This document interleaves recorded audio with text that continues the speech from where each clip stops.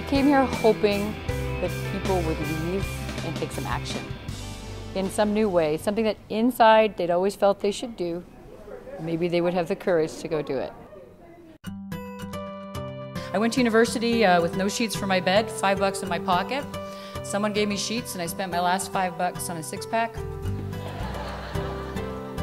And life began.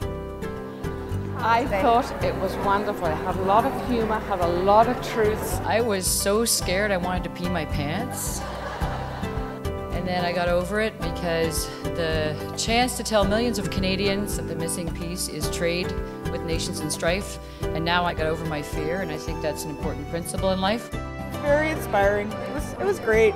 She brought lots of humor, and that always makes the presentation better. I have a perfect credit rating. I own my own house.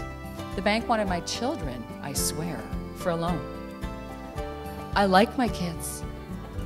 Barb's just a fantastic message of starting from very, very humble roots and the true entrepreneurial spirit and not letting anything hold her back.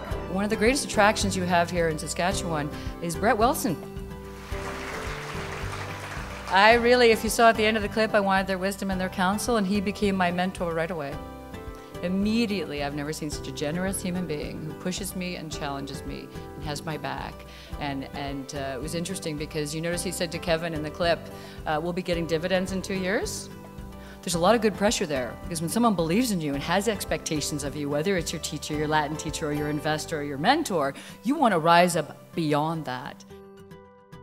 In fact, it was funny, my kids watched The Dragon's Den and they said, you gave Kevin O'Leary your happy mean face. You know the happy mean face?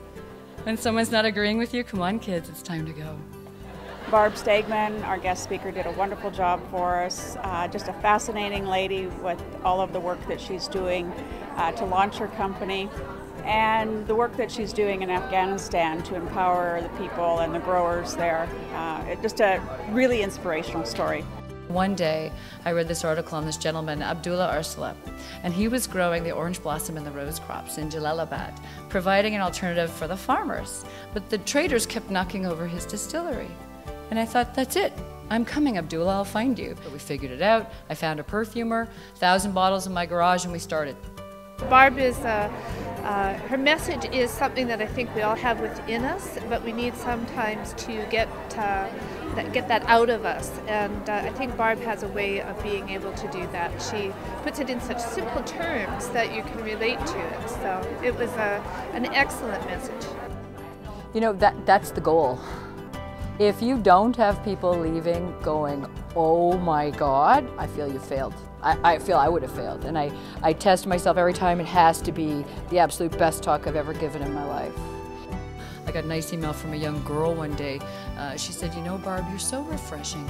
You're not jaded like other old people. So I'm old, but I'm not jaded. And I think she summed up what philosophical direction's all about.